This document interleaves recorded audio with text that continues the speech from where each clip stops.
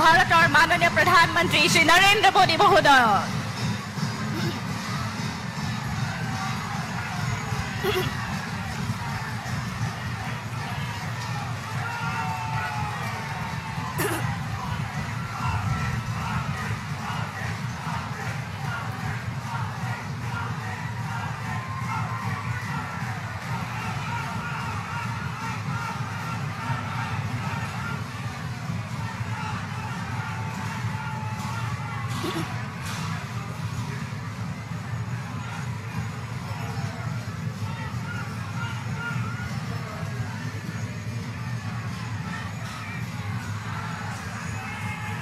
আটাইকেইগৰাকী অতিথিক আসন গ্ৰহণ কৰিবলৈ আমি অনুৰোধ জনাইছো।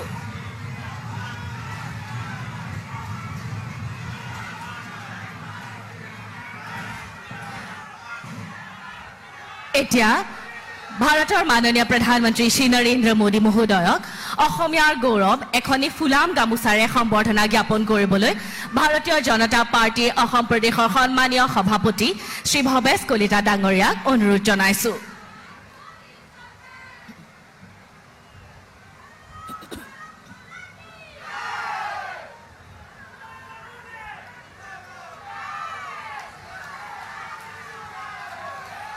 এতিয়া ভাৰতৰ মাননীয় প্ৰধানমন্ত্ৰী মহোদয়ক নলবাৰীৰ বিখ্যাত বাদ্য কুৰকুৰি উপহাৰ স্বৰূপে আগবঢ়াবলৈ মই অসমৰ মাননীয় মুখ্যমন্ত্ৰী মহোদয়ক অনুৰোধ জনাইছো। प्रज्ञा नगरी नलबाड़ी जिले का प्रसिद्ध वाद्य कुरकुरी परम आदरणीय श्री नरेंद्र मोदी जी को भेंट की जा रही है।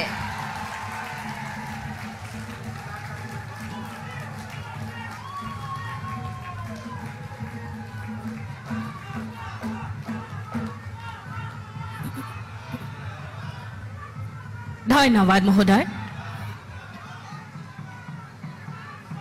এতিয়া মই বিনম্ৰ অনুৰোধ জনাইছো আমাৰ দূৰদৰ্শী নেতা আমাৰ গুৰি ধৰোতা অসমৰ মাননীয় মুখ্যমন্ত্ৰী ডক্টৰ হিমন্ত বিশ্ব শৰ্মা মহোদয়ক আদৰণি ভাষণ আগবঢ়াবলৈ।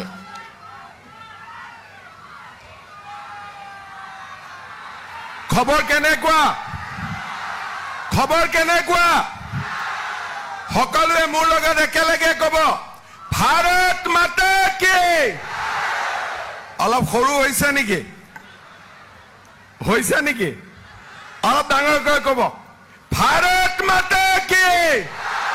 Narendra Modi BJP AGP UPPL বহুত ধন্যবাদ। শ্ৰদ্ধাৰ ভাৰতৰ সন্মানীয় প্ৰধানমন্ত্ৰী বিশ্বৰ সবাতোকৈ জনপ্ৰিয় নেতা অসমবাসীৰ হিয়াৰ আমঠু মাননীয় প্ৰধানমন্ত্ৰী নৰেন্দ্ৰ মোদী ডাঙৰীয়া আজিৰ সভাত আমাৰ মাজত উপস্থিত অসম ৰাজ্যিক বিজেপিৰ সভাপতি ভৱেশ কলিতা ডাঙৰীয়া, এজিপিৰ সভাপতি অতুল বৰা ডাঙৰীয়া, ইউপিপিএলৰ সভাপতি প্ৰমোদ বড়ো ডাঙৰীয়া, সন্মানীয় মঞ্চ উপস্থিত ৰাইজ আই মাতৃসকল আৰু যুৱক যুৱতী বন্ধু বান্ধৱীসকল, পবিত্ৰ ৰাম নৱমী অযোধ্যাৰ ৰাম মন্দিৰৰ প্ৰাণ প্ৰতিষ্ঠাৰ পিছত আজি সমগ্ৰ ভাৰতবাসী উল্লাসিত। মই 500 বছৰৰ পিছত অযোধ্যাত ৰাম মন্দিৰ প্ৰতিষ্ঠা কৰাৰ নায়ক প্ৰধানমন্ত্ৰী নৰেন্দ্ৰ মোদী ডাঙৰীয়াৰ লৈ অসমবাসীৰ হৈ অভিনন্দন জনাইছো। শ্ৰদ্ধা ৰাইজ, প্ৰধানমন্ত্ৰী নৰেন্দ্ৰ মোদী ডাঙৰীয়াক মই মা কামাখ্যা মহাপুৰুষ শ্ৰীমন্ত শংকৰদেৱৰ পবিত্ৰ ভূমি এই অসমলৈ আদৰণি জনাইছো। আমাৰ অসম চাউলুং চুকাফা, লাচিত বৰফুকন, মহাবীৰ চিলাৰায়ৰ দৰে পবিত্ৰ বীৰৰ শৌৰ্য আৰু বীৰ্যৰে গৰ্বিত এক বীৰভূমি। এই বীৰভূমিত প্ৰধানমন্ত্ৰী নৰেন্দ্ৰ মোদী ডাঙৰীয়াৰ উপস্থিতি আজি আমাৰ সকলোৰে বাবে আনন্দৰ বিষয়। বিশেষকৈ জ্ঞান আৰু প্ৰজ্ঞাৰ নগৰী এই নলবাৰীত প্ৰধানমন্ত্ৰী নৰেন্দ্ৰ মোদী ডাঙৰীয়াৰ পদাৰ্পণ আমি সদায় গৌৰৱেৰে সৈতে সুঁৱৰিম।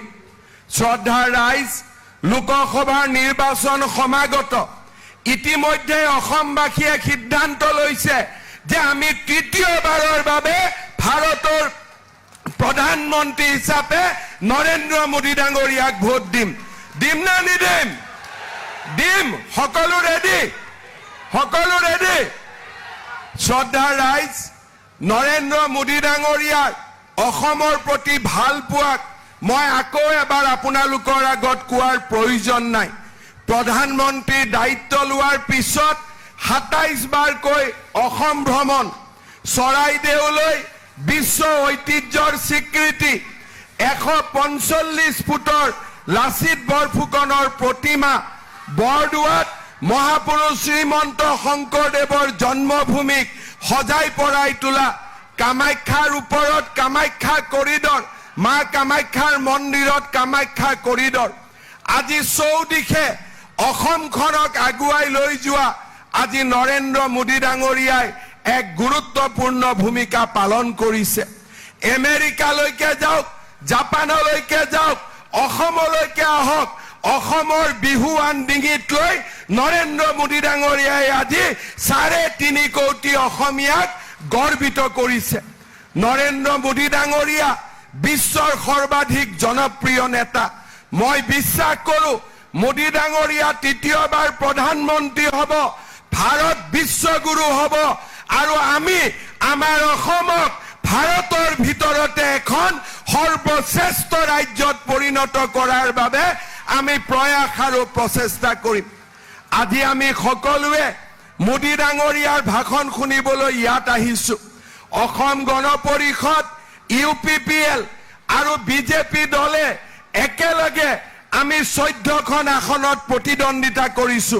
মই বিশ্বাস কৰোঁ এইবাৰ আমি লোকসভাত 14খন আসনৰ 14খন আসনতে বিজয়ী হ'বলৈ আমি সক্ষম হ'ম।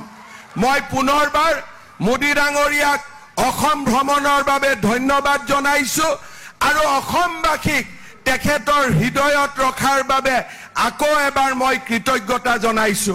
শ্ৰদ্ধাৰ ৰাইজ, বিহুৰ বতৰ, মোদী ডাঙৰীয়া আমাৰ মাজত আহিছে। আমি পাহৰি যাব নালাগে, যোৱাবাৰো মোদী ডাঙৰীয়া এই সময়তে অসমলৈ আহিছিল আৰু অসমৰ বিহুক বিশ্বৰ দৰবাৰলৈ তেখেতে লৈ যোৱাত এক বলিষ্ঠ ভূমিকা গ্ৰহণ কৰিছিল। আমি সকলোৱে মোদী ডাঙৰীয়াক অভিনন্দন জনাইছো, কৃতজ্ঞতা জনাইছো আৰু অসমৰ সৰ্বতোপ্ৰকাৰৰ উন্নয়নৰ বাবে তেখেতৰ আশীৰ্বাদ আৰু সহায় সহযোগিতা কামনা কৰিছো। শ্ৰদ্ধাৰ ৰাইজ, আমি সকলো ৰেডি আছো নে নাই বিজেপিক ভোট দিবৰ বাবে? AGPক ভোট দিবৰ বাবে ৰেডি আছো নে নাই? UPPLক ভোট দিবৰ বাবে ৰেডি আছো নে নাই? আজি মই ইয়াতে অৰুণোদয়ৰ কথা কোৱা নাই। ইলেকশ্যনৰ পিছত ঘৰে ঘৰে অৰুণোদয় মই আগতে কৈ থৈ দিছো।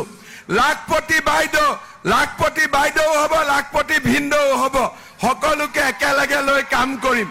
সকলোকে মই অনুৰোধ কৰিম, সকলোৱে নিজৰ নিজৰ স্থানত থিয় হৈ মোদী ডাঙৰীয়াক অভিনন্দন জনাক আৰু মোৰ লগত একেলগে কওক, নৰেন্দ্ৰ মোদী, নৰেন্দ্ৰ মোদী, আৰু ডাঙৰকৈ কওক, নৰেন্দ্ৰ মোদী, নৰেন্দ্ৰ মোদী। ধন্যবাদ। জয় হিন্দ, বন্দে মাতৰম, জয় আই অসম। ধন্যবাদ মহোদয়। অসমৰ সকলো খণ্ডৰ বিপ্লৱ, আপোনাৰ সবল নেতৃত্বৰ প্ৰকৃত প্ৰতিফলন। देवी और सज्जनों, अब तालियों की गड़गड़ाहट के बीच हम विनम्र निवेदन करते हैं राष्ट्र के स्वाभिमान, हमारे प्रेरणा स्रोत, राष्ट्र नायक, भारत के माननीय प्रधानमंत्री श्री नरेंद्र मोदी जी से कि वे आज की इस विशाल जनसभा को कृपया संबोधित करें।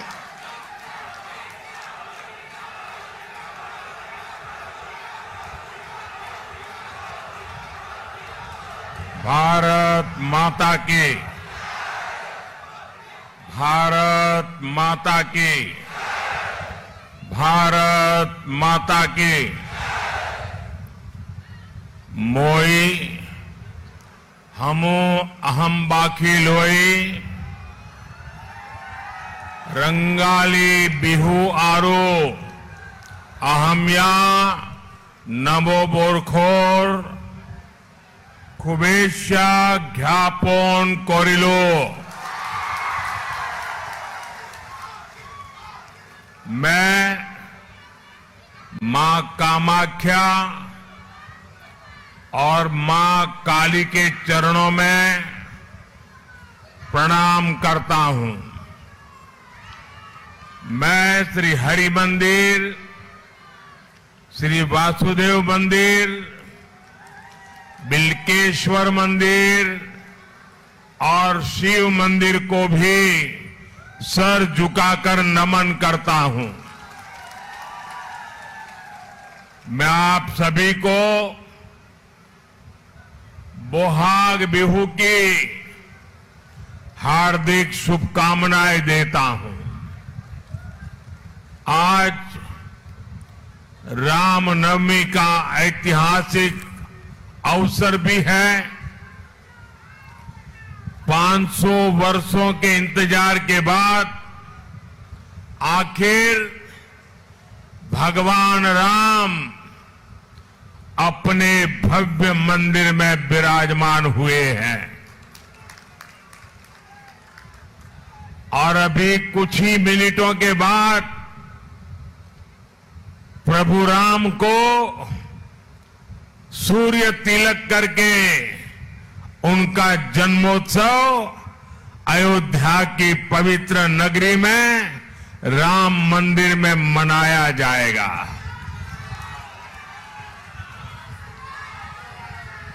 आज देश सदियों की साधना की, पीढ़ियों के बलिदान की सिद्धि को सेलिब्रेट कर रहा है।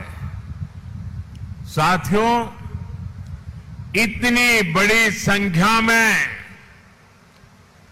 आपकी ये उपस्थिति, ये जनसैलाब महान ब्रह्मपुत्र के विस्तार से कम नहीं है। और मैं तो देख रहा हूं ये पब्लिक मीटिंग 3 मंजिला है। एक तो लाखों लोग मेरे सामने बैठे हैं, दूसरे हजारों लोग उधर सामने ऊपर बैठे हैं और तीसरे सैकड़ों लोग ऊपर ब्रिज पर खड़े होकर के सभा सुन रहे हैं। यानी शायद ये पहली सभा होगी जो 3 मंजिला सभा हो रही है। 4 जून को नतीजा क्या होने जा रहा है ये साफ दिखाई दे रहा है। दिखता है कि नहीं दिखता है? 4 जून क्या होने वाला है ये आज पूरा देश देख रहा है। और इसलिए लोग कहते हैं 4 जून 400 पार। 4 जून जरा पूरी ताकत से आवाज आनी चाहिए। 4 जून फिर एक बार फिर एक बार सारी जून आको ये बार। साथियों, 2014 में मोदी आपके बीच एक उम्मीद लेकर आया था। 2019 में मोदी जब आया तो एक विश्वास लेकर आया और 2024 में आज जब मोदी असम की धरती पर आया है, मोदी गारंटी लेकर आया है। मोदी की गारंटी यानी गारंटी पूरा होने की गारंटी। अभी बोहाग बिहू के दिन बीजेपी ने अपना संकल्प पत्र भी जारी किया है। बीजेपी वो पार्टी है जो सबका साथ, सबका विकास के मंत्र पर चलती है। एनडीए सरकार की योजनाओं में कोई भेदभाव नहीं होता। उनका लाभ हर किसी को मिलता है। अब एनडीए ने ठाना है कि देश के हर नागरिक तक पहुंचकर जिस सुविधा का वो पात्र है, वो सुविधा उसे दी जाएगी। अगले 5 वर्षों में गरीबों के लिए 3 करोड़ और नए मकान बनाए जाएंगे और बिना भेदभाव सबको मिलेंगे।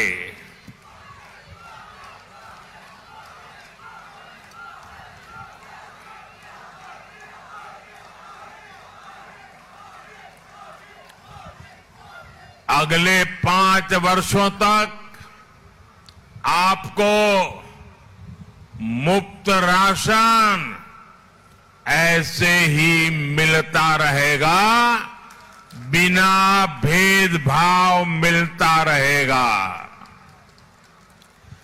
आप मुझे बताइए, एनडीए सरकार की योजनाओं में आपको कहीं पर भी भेदभाव का सामना करना पड़ा है?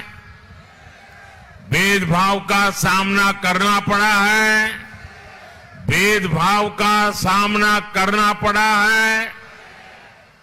साथियों, अब बीजेपी ने अपने संकल्प पत्र में एक और बड़ी घोषणा की है, जिसका लाभ देश के हर घर को होगा और वो भी बिना भेदभाव के होगा।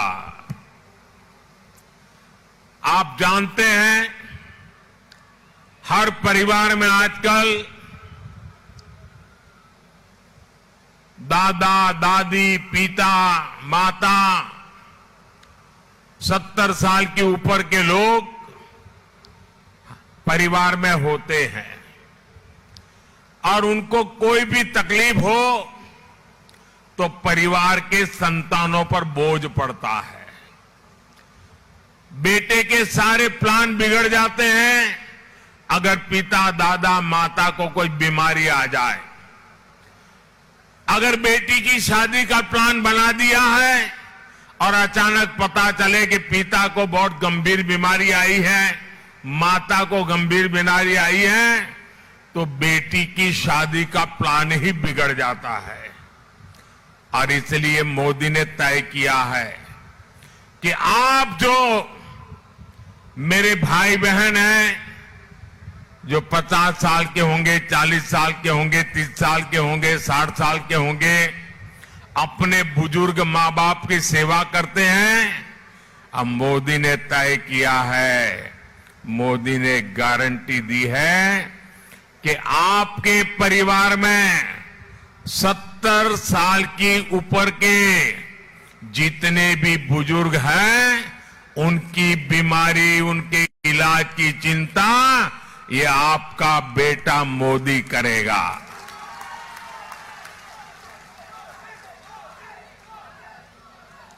इन बुजुर्गों को आयुष्मान योजना के तहत 5 लाख रुपए तक के मुफ्त इलाज की सुविधा मिलेगी।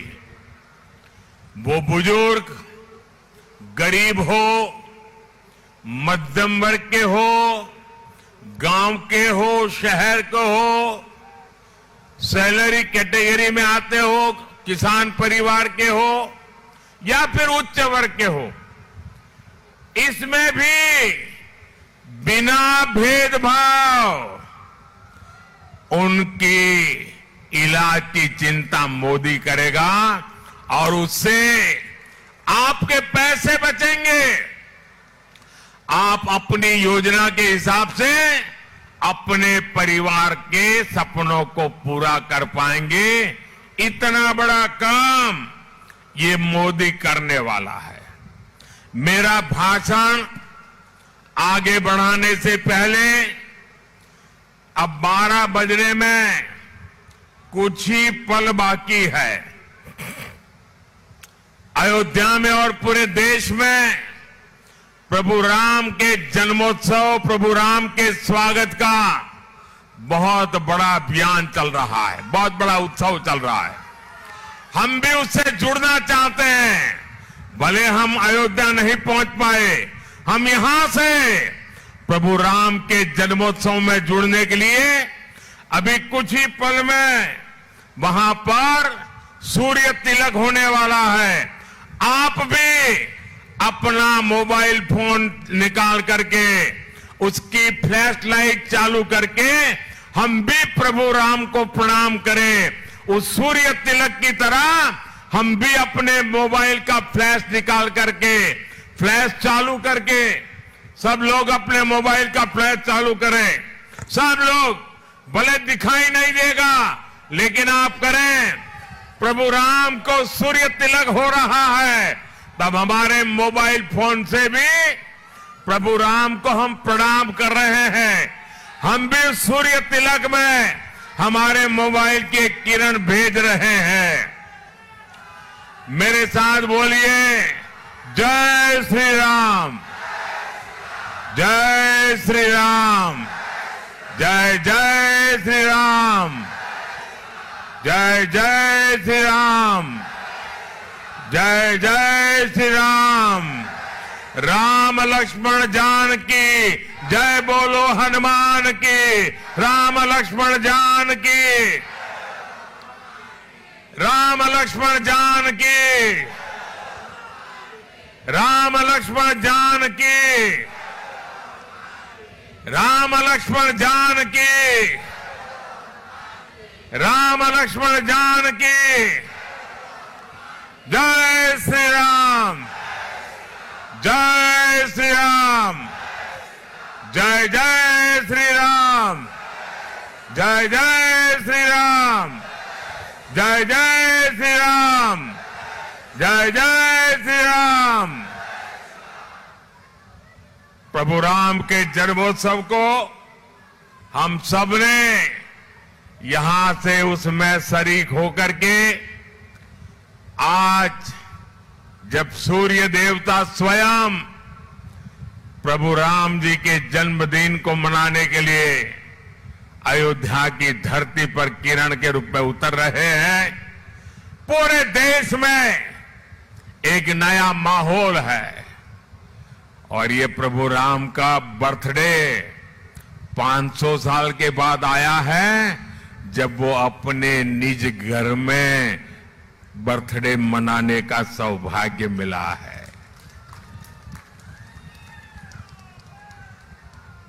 बोले प्रभु रामचंद्र की, प्रभु रामचंद्र की, सियावर रामचंद्र की, सियावर रामचंद्र की। साथियों, बीजेपी ने आपके लिए और भी कई घोषणाएं की है। आपका बिजली बिल 0 आए, इसके लिए कम दाम पर सोलर पैनल दिए जाएंगे और उसके कारण आपका बिजली का बिल 0 हो जाएगा। अरे बिजली का बिल तो 0 होगा आने वाले दिनों में, जब आप इलेक्ट्रिक व्हीकल खरीदेंगे, स्कूटी हो, स्कूटर हो, गाड़ी हो, तो सोलार वाली बिजली से उसका चार्जिंग भी होगा। और आज ट्रैवलिंग का जो खर्चा है ना, पेट्रोल डीजल का जो खर्चा है, वो भी 0 हो जाएगा। देश की करोड़ों बहनें आज स्वयं सहायता समूह से जुड़ी है। हमने लक्ष्य रखा है 3 करोड़ बहनों को लखपति दीदी बनाएंगे। गांव-गांव में हमारी बहनें ड्रोन पायलट बनेगी। इन फैसलों का बहुत बड़ा लाभ हमारे आसाम के लोगों को, यहां के गरीब, वंचित, दलित, किसान, पीड़ित और चाय बागान के मजदूरों को होगा।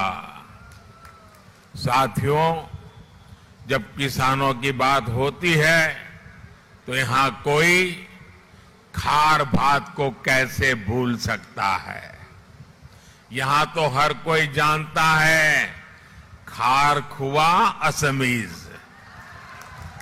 इसलिए हमारी सरकार यहां के चावल किसानों की खास चिंता करती है। हमने खरीफ की फसलों का एमएसपी बढ़ाया है। इससे यहां के लाखों किसानों को लाभ हुआ है। असम के किसानों को पीएम किसान सम्मान निधि के तहत 5,400 करोड़ रुपए से ज्यादा मिले हैं और अब बीजेपी ने इस योजना को जारी रखने का ऐलान किया है। यानी असम के किसानों को पीएम किसान सम्मान निधि का पैसा मिलता रहेगा और वो भी बिना भेदभाव मिलता रहेगा। साथियों, आज पूरे देश में मोदी की गारंटी चल रही है और नॉर्थ ईस्ट तो खुद ही मोदी की गारंटी का गवाह है। जिस नॉर्थ ईस्ट को कांग्रेस ने सिर्फ समस्याएं दी थी, उसे बीजेपी ने संभावनाओं का स्रोत बना दिया है। कांग्रेस ने अलगाववाद को खाद पानी दिया, मोदी ने पूर्वोत्तर को गले लगाने का काम किया। मोदी ने शांति और सुरक्षा के लिए प्रयास किए। जो कांग्रेस के 60 वर्षों में नहीं हुआ, वो मोदी ने 10 वर्षों में करके दिखाया। क्योंकि मेरे लिए आपके सपने, ये मेरा संकल्प है। आपके सपने, ये मेरा संकल्प है। और इसलिए हर पल आपके नाम, हर पल देश के नाम, हर पल आपके सपनों के नाम। और इसलिए 24/7 फॉर 2047। साथियों, मोदी ने ही अपनी मुस्लिम बहनों को 3 तलाक की टेंशन से मुक्ति दिलाई। हमने 3 तलाक की कुप्रथा के खिलाफ कानून बनाया। इसका फायदा ना सिर्फ मुस्लिम बहनों को मिला, बल्कि उनके परिवार को मिला, पूरे परिवार को मिला, माता को मिला, पिता को मिला, भाई को मिला। 3 तलाक की वजह से मुस्लिम बेटियों के साथ उनके परिवार की भी जिंदगी तबाह हो रही थी। इसका लाभ असम की भी हमारी हजारों बहनों को हुआ है। साथियों, असम का विकास इस बात का सबूत है कि जब नीयत सही हो तो नतीजे भी सही आते हैं।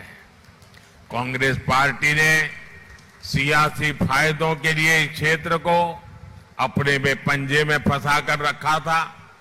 कांग्रेस के पंजे ने पूर्वोत्तर को इसलिए जकड़ रखा था ताकि उनके लिए भ्रष्टाचार और लूट के दरवाजे खुले रहें। अब ये पंजा खुल गया है तो असम में सबका साथ, सबका विकास का मंत्र लागू हुआ है। साथियों, अभी कुछ ही दिन पहले मैंने असम में देश की बहुत बड़ी सेमीकंडक्टर फैसिलिटी का शिलान्यास किया है। इस सेमीकंडक्टर असेंबली और टेस्ट फैसिलिटी पर 27,000 करोड़ रुपए से ज्यादा का निवेश किया जाएगा। आने वाले समय में अकेली इस यूनिट से इस क्षेत्र के युवाओं के लिए 15,000 से ज्यादा रोजगार के अवसर बनेंगे। आने वाले समय में पूरी दुनिया में असम को सेमीकंडक्टर सेक्टर के एक बड़े हब के रूप में पहचान मिलेगी। ये शुरुआत ऐतिहासिक है, अप्रत्याशित है।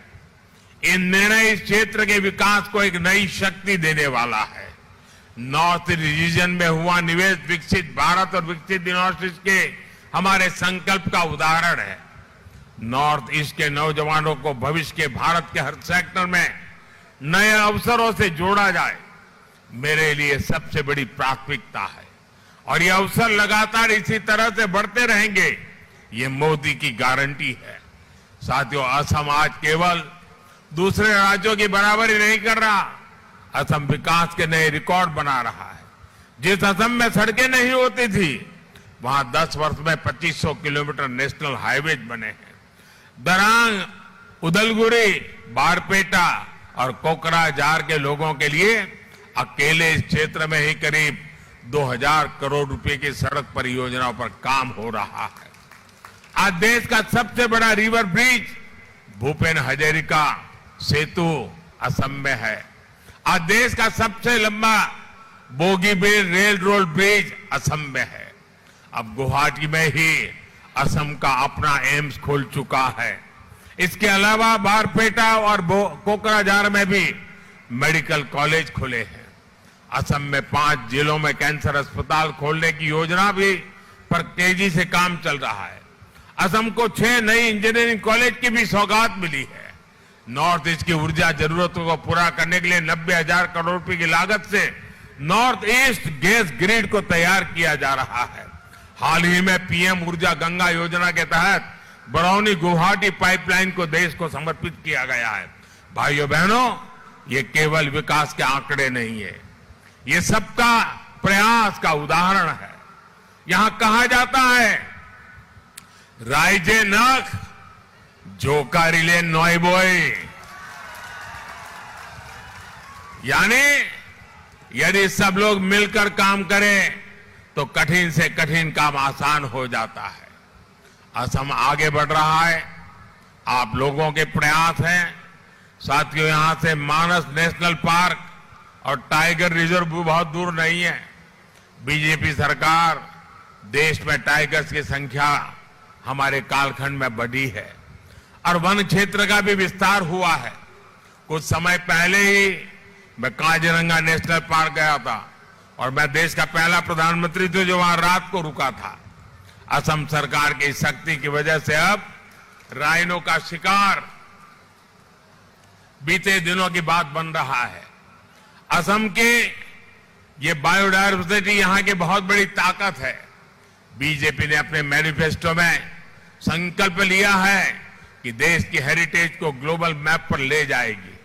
इससे ग्लोबल टूरिज्म के भी असम आने की संभावना बढ़ेगी। असम में बढ़ता टूरिज्म यहाँ रोजगार के भी ज्यादा से ज्यादा मौके लेकर के आएगा। साथियों, हम विकास भी और विरासत के मंत्र पर चल रहे हैं।